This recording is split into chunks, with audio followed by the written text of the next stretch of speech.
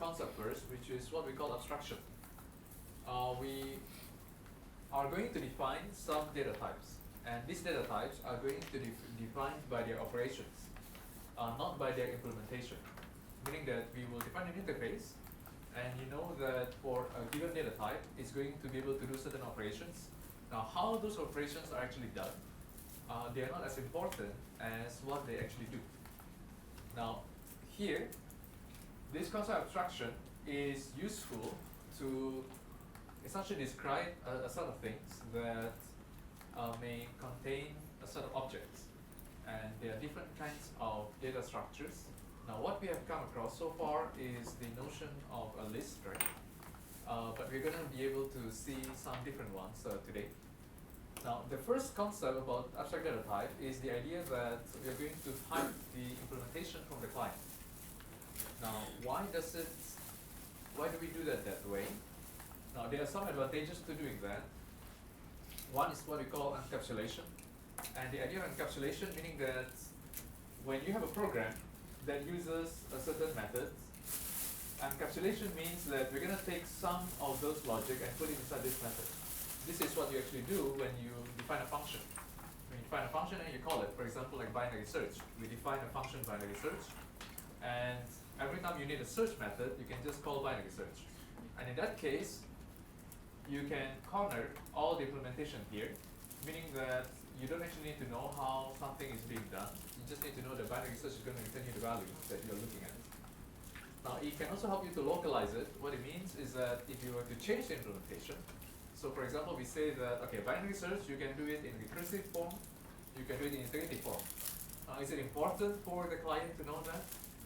Probably it's not important, right? It's only important that they know that the binary search is going to return them the value they are looking for. So by localizing it, any changes you make can actually be done just within the method, and then any program that uses it can then benefit from the changes. This also applies when you fix a bug and so on. Now, it also gives you flexibility. So in this case, you can be swapping different algorithms. For example, you're looking for sorting algorithms. Do I use instruction sort? Do I use merge sort? Do I use any other kind of sorting algorithms?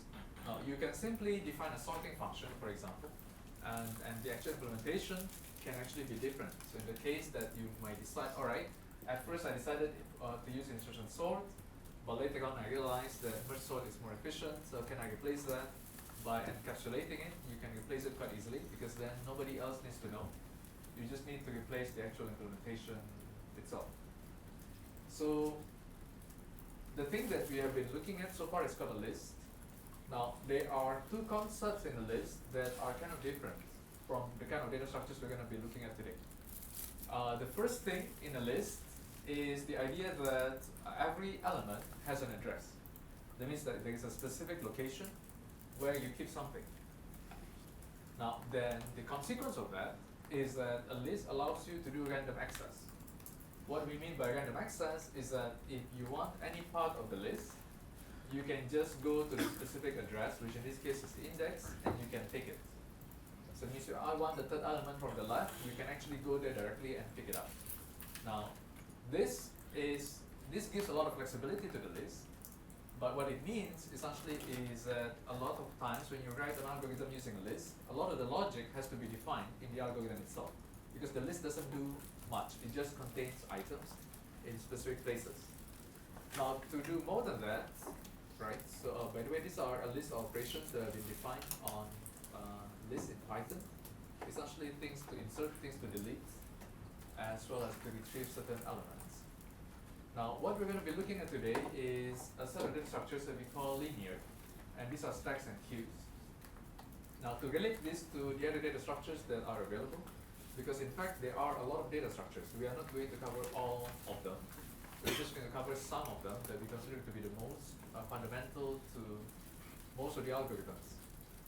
So a hash table, Mark brought it up last week. So the notion of hash table is, in some sense, it's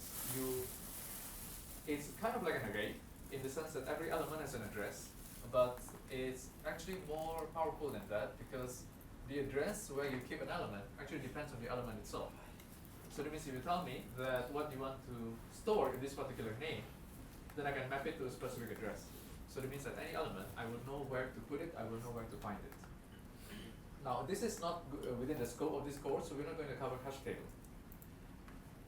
What we're going to cover is these linear data structures plus hierarchical forms like trees next week, and eventually after the midterm break, we're going to talk about graphs, which is kind of connected components, connectivity among different nodes in a graph.